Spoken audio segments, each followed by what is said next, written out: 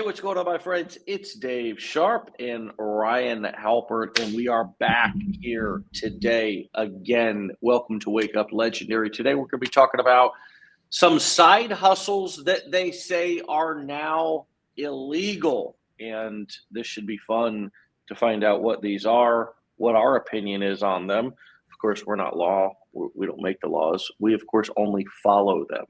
Or tell you not to get caught. No, just joking. Hey, we're here for about 30 more minutes, and we're going to be bringing you nothing but pure raw comedy and value. So, Ryan, first of all, how are you today, man? And second of all, man, illegal. That word is very, very taboo. Tell us about it. Yeah, well, I'm doing good. Feeling good. I woke up, so that's a good thing. But yeah, government decided that some people were getting a little too creative with some stuff. It wasn't quite ethical, and they said we're going to ban this stuff. And so there's actually a quite extensive list of these. And I found, I think, what was the most interesting or the most common to do ones that, and then nobody's going to do these by accident. But people were making some serious, according to some of the information I was looking at, people were making some serious bread, with some of these things. And so it's interesting. It's a really interesting topic. It is. Let's look at these and try to understand why they're illegal and, just how they started in the first place. What's the first example? Yeah. So the first thing that they came out and said, hey, you can't do this, is working multiple remote jobs and then outsourcing them. So what people were doing is they were getting hired for 2 or more remote jobs, and then they would pay freelancers overseas or like VAs to do the jobs for them while collecting salaries. So people were pulling in, a lot of people were pulling in between 100, they were saying between 150 and 300 grand, working 5 or 6 or 7 of these remote jobs that pay 50 grand a year or less, and they were just basically outsourcing the work. So they were hired to do a job, and then they were bringing somebody else on to do the job for them. And so there was it created a spread, right? Because you're paying the person overseas much less money than what you're being paid. The employer doesn't know that, and so it's how they created this kind of a workaround, which is crazy because something like that, you could totally you could totally be like starting a business or something. The amount of effort that's going to go into that, that doesn't necessarily strike me as easier than some of the things you got to do to actually run a real business. But that was the first one. You could. Well, that is interesting. First of all, who's deeming these illegal? This one was the FTC. I think there was a lawsuit between, I had it and then I was looking at it and then I didn't save that info, but there was a lawsuit that happened between a guy that did this and then a particular company, and then they found out he was doing this with a whole bunch of companies, and then they found out a whole bunch of people were doing this, and then so they signed this into some kind of a law, they made this some kind of like you can get jail time, and it has to do with sensitive data. And now a lot of companies are putting breach of like it's a breach of your employment contract if you do anything like this. Like you have to have either you get a designated assistant or you can't get one. And that, I guess, was kind of the workaround. Was that it's like, oh, this is my assistant, but meanwhile it's just your person is doing the entire job, and they're also doing, and these other people are doing all these other jobs for you as well. Now, were these W-2 positions or were these 1099 positions? W-2. Okay. W-2. Okay. So that makes a lot of sense, because that's the difference as we understand it. And again, we're entrepreneurs trying to understand this stuff every day. We have a team of accountants, a team of attorneys, a team of basically, wherever. I took I think one of the most brilliant lessons from Henry Ford, who basically was asked all these questions early in his career about his business and all the things that he said. Hey, meet me at my office tomorrow morning at 8 a.m. And when the reporters came in, he had his entire team and all the experts and all the people behind him. And he said, well, go ahead with your questions. And he then just pointed to the person on his team who handled that specific topic. So I try to act a lot like that personally. I know enough to be dangerous, right? But one of these things is you're a business owner and you do grow and scale your business is understanding, or if you're going to be an employee or a contractor, is understanding the difference between a W-2 position and a 1099 position. And understanding that you can begin your entrepreneurial career by basically the move that you need to make is go from W-2 to 1099. Because the reason why, in terms of, in most cases, that is going to be the move to make is because in that scenario, your boss in your W-2 job in a 1099 position can't tell you how to do your job. They can't actually tell you what hours you have to do your job. You essentially just are now moving into what I call a performance-based situation, where you're, for the most part, it's a scenario where there's a job that needs to be done, and you say, yeah, I can do the entire job for a fixed price, is usually how it happens in every scenario. And then it's like, okay, if it takes you a year to do the job, you get the same amount of money, or if it takes you a day to do the job, and the way you make more money is you do the jobs faster. I first learned about this through working construction, specifically tile, with my father. And right, you could either get paid an hourly wage, which my father paid me, but my father would get paid per job. He was the subcontractor. So the way to make that legal, because this is always interesting to me, why go to jail? Why do something illegal when you could make a small tweak and turn that into a legal business? Now, of course, check with your attorney. I check with mine. Make sure that it's legal. But here would be the flip. Just start an LLC and now go to these companies and say, hey, I'm going to do it. I'm going to take it totally off your plate. And by the way, you're not going to have to manage me. You're not going to have to pay payroll taxes and all the different things that you would normally have to, unemployment tax, all that kind of stuff, and manage me all day long. Just tell me the job that you want done, and I'll get it done, and I'll get it done even faster than I would have got it done at an hourly wage. How's that for a deal? So you'll get the job cheaper, but now I want all of your jobs, because I do have a team of people that I've trained that I'm going to manage and make sure they get the job done.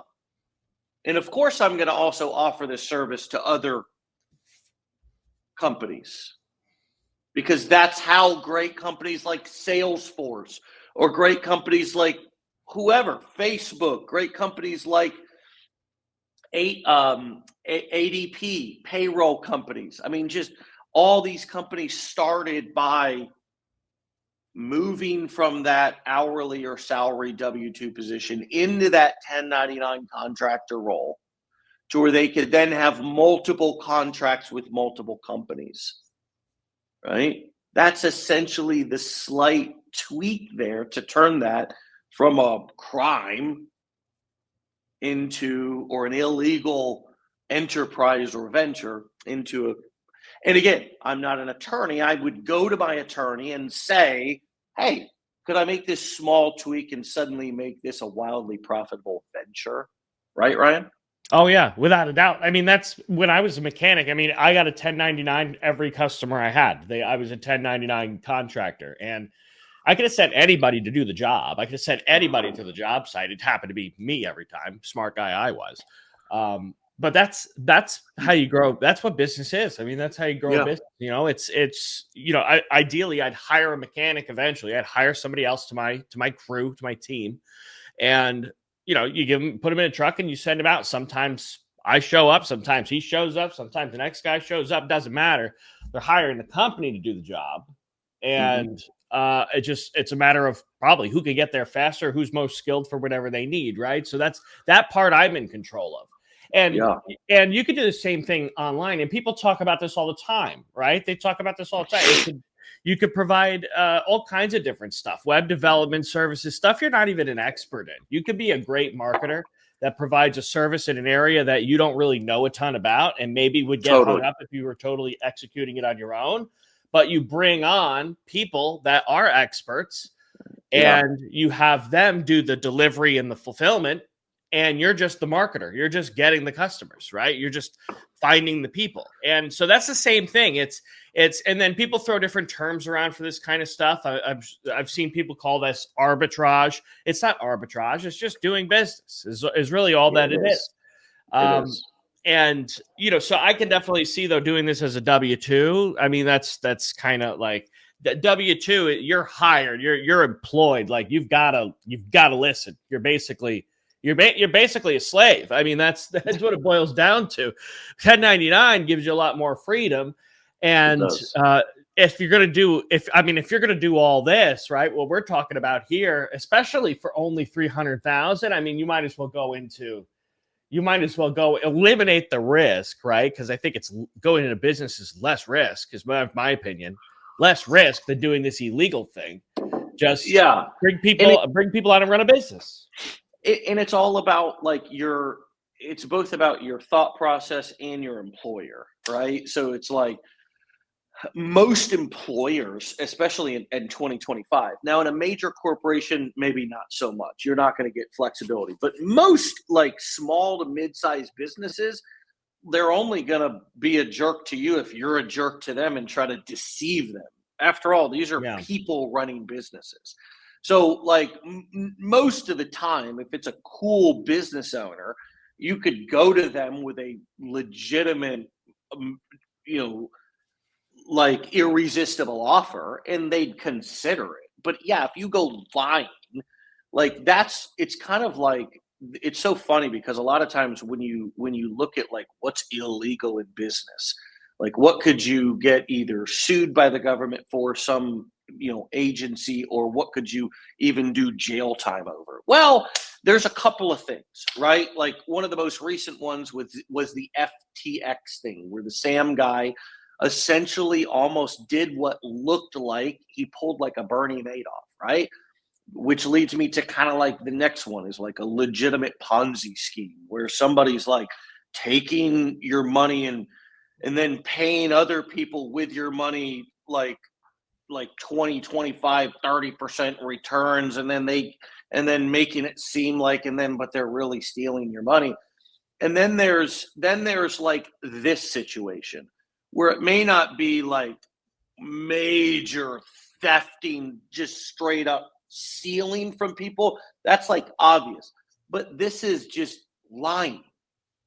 So in order to do this and for it to be illegal, you'd have to go to your employer and lie and say, oh yes, I'm sitting right here at my desk and I'm working all day here at my desk and this is how I do it, while simultaneously you're having somebody else do it who you're paying a lot less money. That's like having somebody do your homework in school. It's kind of what I've found in business is what's illegal is what is also morally wrong too, right? Or has some ethical question to it.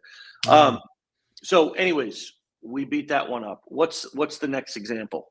Yeah, so this one was kind of interesting, and it's illegal to sell your Uber Eats or your DoorDash account now. So what people were doing here was they were getting approved as delivery drivers or delivery people, and then what they would do is either rent out or sell those accounts to often unverified or undocumented or people who were not able to get approved to do that. So now, and I've seen that a couple of times where I've gotten a delivery from somebody who wasn't the person on the picture.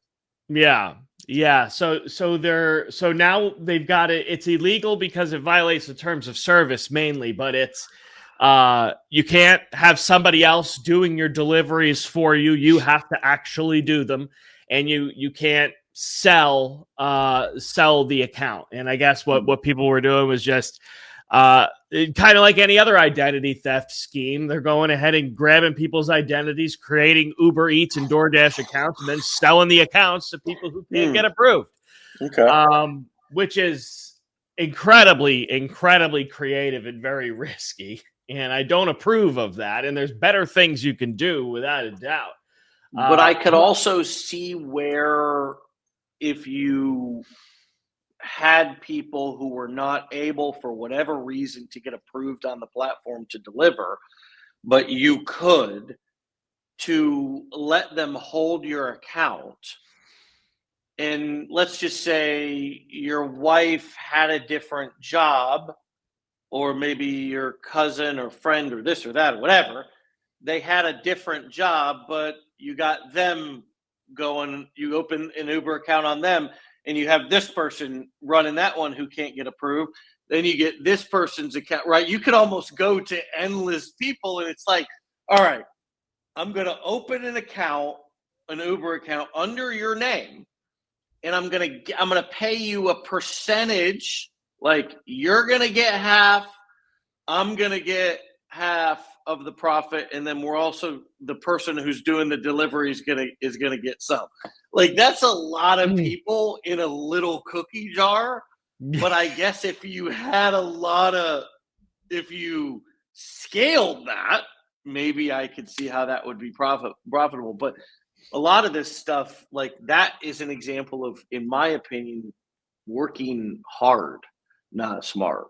Yeah, it's just not enough. I mean, from what full transparency, I've never driven DoorDash or Uber Eats, and I wanted to, just to see, like, for a day, how much money can I make doing this, because I thought that would make a really cool video and like a cool blog article and stuff. And I'm like, I'm gonna maybe make something out of this, and then I never did, but I always wanted to.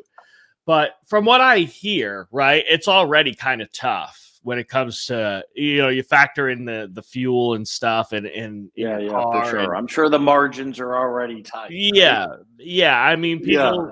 some people report, depends on what area you're in. I mean, some people, I see them doing Uber Eats and DoorDash, and they're in a city where everything it was within like a good bicycle limit, or they have an electric scooter or something, and their expenses are nothing, and they're just rolling in between deliveries, and they've got so many different places, and you get to pick and choose what deliveries you take. So you don't have to take them all. You can only take the ones that are convenient route wise. And if you get a lot of orders, I mean, some people report making a lot of money doing that, but you've got to have the perfect scenario. You got to have the perfect environment, or you got to go out of your way to get it.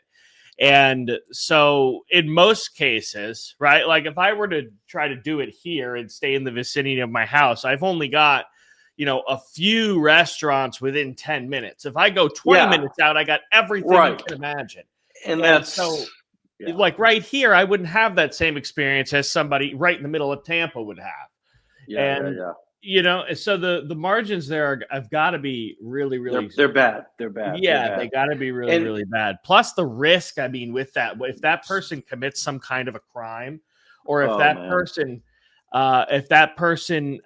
even if they spill the drink and that person really, really complains, like that was getting the delivery, like that could be the end of the scheme right there. That could be. And now you've just been opened up to all this liability, because now they found out that, oh my God, it's not even the person on the account that's making the deliveries. And no, it's a cluster. And I mean, but we get ourselves into this kind of stuff all the time, like humans. Like, we do this kind of knuckleheaded stuff. Kim said it's amazing what someone will put into doing wrong, but won't do a thing that is good. They risk losing everything the bad way, but could put a quarter of that into their own thing and make more. And that's, I mean, I see that like all the time also, right? Like, we'll do anything to not publish a video or get in front of the camera. I mean, we see this with a lot of people over like the years of trying to evolve, really, as videos become so popular. And, obviously faceless, and they hear that, and it's Yeah, right. Because man, I don't want to get in front of the camera, right? But it's like that might be the thing that actually, after you get comfortable on camera, just makes your life so much easier, right? Because you don't have to go through all the rigmarole of trying to get some message across without actually saying it. Sometimes just saying it can make it easier. And once you get comfortable doing that, you imagine if you would have. This is the analogy of the century. Okay, watch this, Ryan. Imagine if at a certain point in life you were aware enough to say, you know what, this talking thing's too hard. I don't want to bother with it. I don't want to learn how to talk to other people. Think about that. Mm-hmm.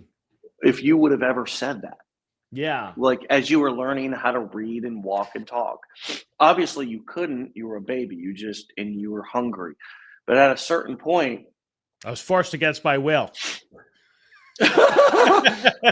right? But at a certain point, though, I think it's almost like, yeah, we shut down a little bit. It's like, man, that childlike, you know, desire to like walk and talk and learn to, it vanishes. We got to get that back. We got to get that back because we will end up working so hard to avoid work that once you do that little bit of work, it becomes like your business. It's sort of like trying to run a business, which many of you probably do, without a profit and loss sheet or some sort of basic accounting, right? It's like, man, avoid, stress. I don't know. I feel like I'm losing, I'm winning. I don't know if I'm doing well. You could know exactly where you are at, right? Just with a simple expense, or excuse me, profit, expense, net profit. And now you know where you're at, whether it be month to month or overall. At least you know your numbers. And that would take really probably 30 minutes of just let me sit down and do this, go through my bank statements, go through whatever, and just get organized.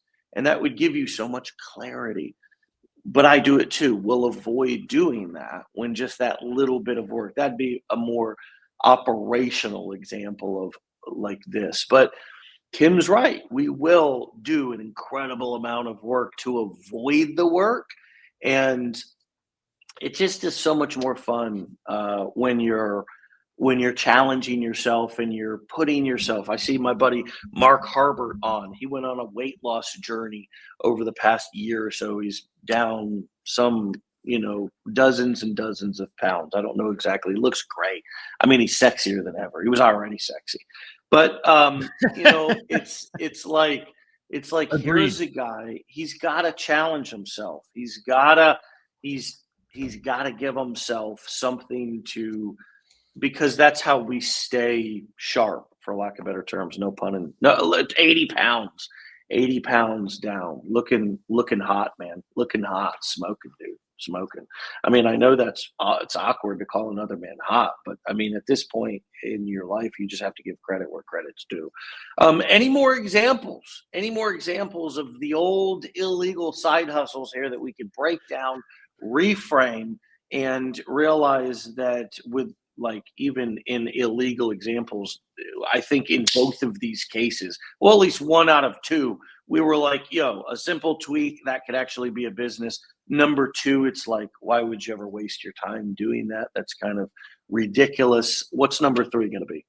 Yeah, I mean, I think this is one worth talking about just because I think people watching this might care about this one, but getting paid to do reviews is now illegal. And this was actually a big thing that the FTC put out sometime last year, I believe. It might have even been early this year. The date I don't exactly remember, but basically, if you're a company or you're a seller on Amazon or you're a seller on some platform, you can get in a lot of trouble for paying people to do fake 5-star reviews for you.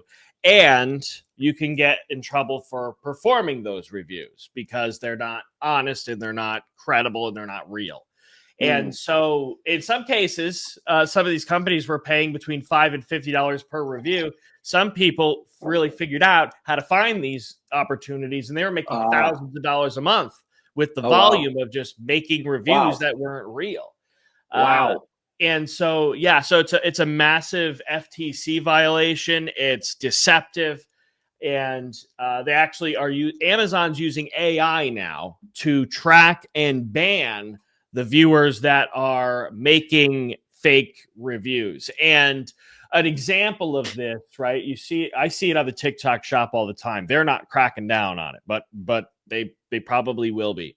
Is when somebody takes like a product, right? Let's say they make something about this product here, right? These earbuds. They don't actually own them though. They just take a screenshot and then they put themselves over it as a green screen talking about how great it is. That's fake.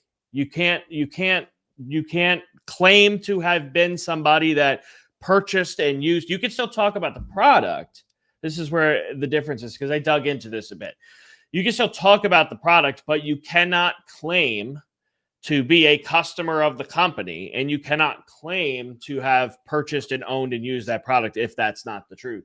And so that's deceptive marketing, because you're claiming one thing about a product that's not true in order to try to get somebody to buy it. And then you add another layer to this. If a company is compensating you to do that, now this isn't an affiliate marketing thing, right? So that was kind of my first thought. I'm like, is this like a workaround that this is going to come down on affiliate marketing somehow? And the answer is no, it's not. We're totally good there. The only time that becomes something of issue is if, like, Dave were to reach out to somebody and say, hey, you don't have to buy our product. I'm going to pay you just to make a review of our course. And even though you didn't go through it, here's a script. I want you to make this review of our training, of our new challenge, right?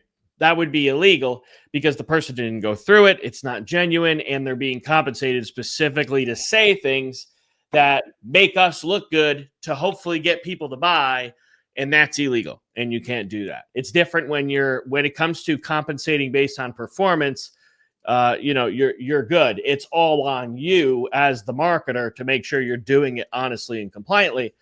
But if a company ever approaches you and says, hey, I'd be more than happy to pay you or send you a product for free to say a bunch of great stuff about us, then that's illegal, and that's not something that you should partake in. Yeah. And these are once again, here we go. If it's like dishonest, then it's probably going to be something you shouldn't do. Like these somewhat align with just good old basic. Integrity is doing the right thing when nobody's looking, right? And that was the best definition of integrity that I ever heard. Now, am I a saint in terms of, do I cuss? Do I get angry sometimes? Am I a well-rounded, dynamic human being with lots of emotions? Yeah. But man, have I ever asked somebody to make a fake testimonial for me or paid anybody in 16 years online? Never a single time. Never a single time have I ever done anything like that. What's ironic is I see stuff like that happen all the time. There was an example last year where a media outlet, I saw literally interview a guy about that said he went through one of our courses, and we actually had we have login access. We can see what people do. The guy had bought the course, never went through it. We could see. We have specific tracking to show whether somebody was accessed a page. So you gotta be careful. There's been a couple of situations that really made me realize that a lot of, not the news. I used to think the news, for example, was just fake or bad because it was all negative. I didn't realize how much actual manipulation there is.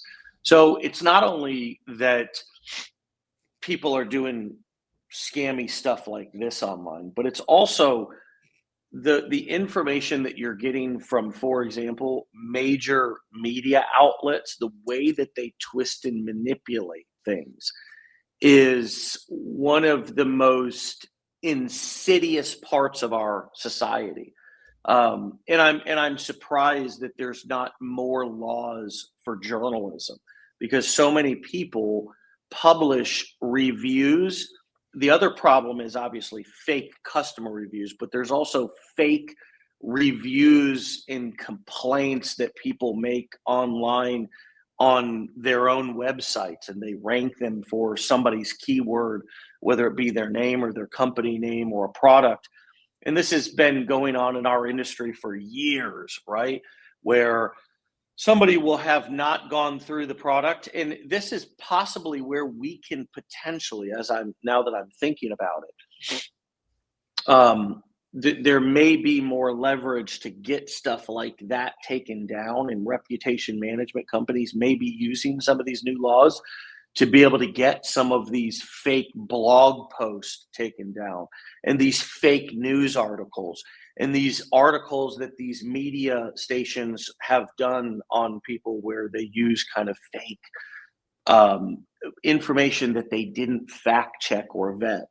So anyways, digressing back, this, like, if you're, I mean, my hope is, my prayer is that if you guys are like engaging with anybody online that's doing fake testimonials and stuff like that, or paying people for fake reviews, that your spidey senses go off, right? And that you get a bad feeling, and that then you follow your gut. Because I think that sometimes it is difficult to see, especially if you're not super savvy about things online, which a lot of people aren't. It's not like their main focus is like navigate it, like knowing how to tell the difference between a real and a fake review on some site that they don't go on all the time.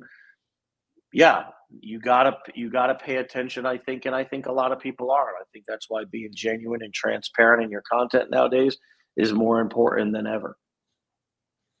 Without a doubt, I agree 100%. And I mean, I've even had companies that have I've just stumbled across one way or another, and that's what they do. That's the service they offer, is we'll get 50 or 100 reviews of your product in the next however much time.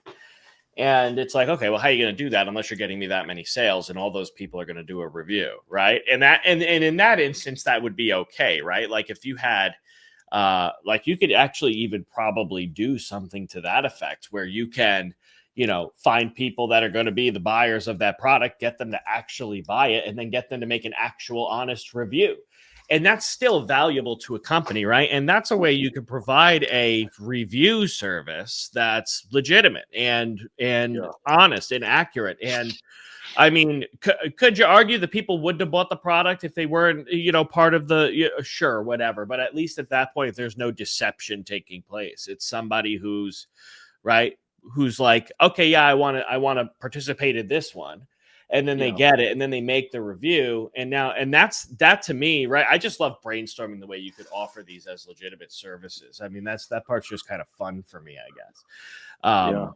But I've stumbled across them to where you pay a monthly fee, or you pay a certain amount, and then all of a sudden you're buying like buying followers. You're buying a certain amount of reviews. You're buying just things on Google that say 5 stars. And a lot of times I don't even think there's a statement with them. I know when I leave a 5-star review, just because I just left one yesterday for the guy that I had pressure wash my pool deck and my screens. I want to put a paragraph there, right? And if it's a 5-star but there's no writing on it, I don't look at it anyway. To me, that doesn't really mean anything. I usually look at the 5-star reviews, and I want to know what the experience was. That's the way to offer a service like that. But you have I don't know, I guess desperation would probably lead somebody to want to purchase something like that. But anyways, my point is you definitely don't participate in that. Doesn't work. Always be honest in your marketing, and always be legitimate. Don't take screenshots of products and claim to own them, but not, and post videos, right? You can still talk about them without owning them. You don't have to own the product, but you can't do deceptive marketing in a way, right? It's like the example I always use is the guy that works in the washer and dryer section of Lowe's. He probably don't even have his own washer and dryer in his apartment, or he just lives with his parents because he's 16. But he knows enough about every one of those units in there that he can recommend to you the best one based on what you need, right? Do you want a stackable? Do you want side by side? Do you want cheap? Do you want expensive, right? What kind of capacity? How much laundry are you doing, right? You could get educated without owning any of those machines and recommend to somebody the right machine that they need based on whatever their situation is. And you can do that as a marketer too. That's what you're doing online a lot of times. That's how you market things successfully without owning the product that you're marketing. But you can't go in and say, oh, I have this product and it's fantastic and I would recommend this to everybody and I give it 5 stars. You've never used the damn thing. You never had it for 6 months. You never did any of that stuff, right? So there's a lot of credibility that can be lost and reputation damage that can take place, not to mention the fact that it's now illegal for you to do that. If the STC catches you doing it, you're in trouble. But anyways, I'll digress. But that's my thoughts on all that one. Yeah, and we'll bring it in for a landing here with a couple of suggestions and tips on how to get testimonials, right? Most of the time you can get a testimonial because what's important here is, for you guys anyways, it's not really about you giving testimonials. But one of the most powerful things that can actually help you build your credibility in your business is getting testimonials, right? And in order to get a testimonial, you need to be in the mindset to receive a testimonial, right? Which means that you need to be okay taking a compliment. You need to be okay or get okay with people actually bragging on you a little bit. And this is something that a lot of times people don't even think about, if this limiting belief exists, before they move into wanting to build a business online. And even if you didn't build a business online, let's just say you were becoming an accountant, let's just say you were becoming a plumber. Don't you think getting customer testimonials and positive reviews and reviews and positive experiences would be beneficial to that business? So it's not just an online thing. I'm talking general marketing. So in general, success in any business. So getting in the mindset to be able to receive a testimonial is thing number one. And if you aren't, that is going to be your biggest barrier to growing, because you're going to need to be able to accept praise and compliment from people. Step 2 is actually realizing that the first step for you can be getting a testimonial before earning a commission or making a sale, which means that even if you've been doing this for some time and are not getting the results that you want, no matter what product it is that you're selling, the thing to potentially do is step back and say, all right, let me stop trying to sell people stuff because they're obviously not buying. And let me instead approach people and make an offer to do something for them. And then either in exchange for a testimonial or ask them for a testimonial after. And make it fast. Don't do something that's going to take days or weeks or months. Hey, I'll make this for people. There's a limited number of these that I'm offering. For example, say you were in the social media or online marketing niche, a social media audit, to where you wouldn't even have to jump on a call with somebody. You could just make the offer and say that you're going to pick 10, okay? And you're going to review them and with their permission, publish that video on your YouTube or social media account. And they can either have it published publicly, you're going to pick 10 to publish publicly, and then you're going to pick 10 that you're just going to do privately, right?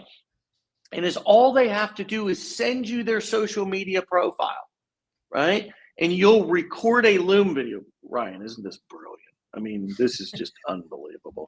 Yeah. Is all they're going to do is reply. Any one of you could hit your list with this today, okay? is all they got to do is reply to your email or even your social media post or your story on social media with their link. Obviously, if they're already on social media, maybe just you're gonna pick and click through to their profile, and you're gonna record a short Loom video that's going to give them feedback, tips, what to stop doing, and what you suggest that they do more of on their profile. And once you do that, you're going to turn around and you're going to ask them to record. You're going to show them how to download a quick tool named Loom or record it on their iPhone, 30 seconds, 1 minute, a testimonial of how what you did helped them. That's it. And that testimonial script, how you ask for that script, is very important. I mean, whatever specifically you ask them for and ask them to do is what they'll do, right? So even when you're asking for a testimonial, to say, hey, let us know your honest feedback. It's illegal to probably also try to persuade somebody to give you a positive review, right? You want authentic reviews. And then remember, it's your choice of what review or testimonial that you use. But one thing that I also know is that it's important to give the marketplace a wide variety of your customer experiences and not just your absolute best customer experiences. But again, digressing back to just asking for testimonials, you have a great way. Let's just say that you're in the dog training niche. Respond back with a 30 to 60-second video of the problem that you're having with your dog. Wouldn't that be amazing content now for you to then take and publish from your actual clients? And then you can just pop whatever your answer is on the end of that video. It now becomes 30 seconds of their problem, 30 seconds of your solution, a beautiful 1-minute video. And in response to that, you email them and you say, would you mind giving me a testimonial if that helped you, if my suggestion helped you? And guess what? That person's likely not only going to include the joy or the gratitude they have for just that one suggestion, but if they've watched your other videos or consumed more content from you, they're going to share the gratitude for everything that they've received in that testimonial. And in most cases, they'll be honored that you asked, because most people want to help. Most people are like, yeah, totally. Thank you for asking. They feel honored that you would ask, that you would actually want them to make a testimonial for you. It's really, when you lower your ego and just start thinking about what are just basic exchanges of value and how can I just create reciprocity with people as much as possible. That example that I gave right there is an example that can be done in any niche and deployed by the end of the day, potentially even by lunch. So use it, right? And profit from it and enjoy it. And we'll see you back here tomorrow for another episode of Wake Up Legendary, as always, my friends, at 10 a.m. Eastern time right here. If you don't have your ticket to Nashville for our upcoming mastermind, grab that now. I see a few of you are trickling in. We had a big rush of sales. VIP sold out right away. A big rush of sales right at the beginning, and now a few are trickling in. We're about 60 days exactly, 59, 58 days exactly until we invade Nashville. So there's plenty of time to plan, plenty of time to have all of your ducks in a row to be there. Obviously, you've heard enough testimonials and reviews of people who have been there to know that it's a great time, and it'll be a life-changing and extraordinarily memorable and impactful experience for you. As a matter of fact, just yesterday we had a wonderful testimonial of just a moment that I believe it was Wendy had at the mastermind, of just kind of taking a picture and having the kind of weight of everything hit her all at one moment, and it was just kind of one of those big breakthrough moments. So again, it doesn't have to be burning bush. Where it's not about getting on stage and going up there and being under a spotlight, or it's really just about getting out of your comfort zone there at home, getting around some people that you can make a part of your support group, that you can learn from, that you can make connections, break through limiting beliefs, go home feeling more empowered, more clear, with more support, new inspiration, and a new vision. And I can guarantee that will happen. That's what I can guarantee will happen. I can't make any financial guarantees or claims or any sort of guarantees or claims of anything that's going to tangibly happen. But in terms of you having an experience and learning a lot and boosting your confidence and getting a new vision for your business, I can guarantee that will happen. So hopefully we'll see you there. I know we'll see a lot of you there because you're locked in. So Ryan, we'll see you back here tomorrow, of course, for another episode. My brother, thank you as always. And my friends, get out of here. Have a great day. Peace.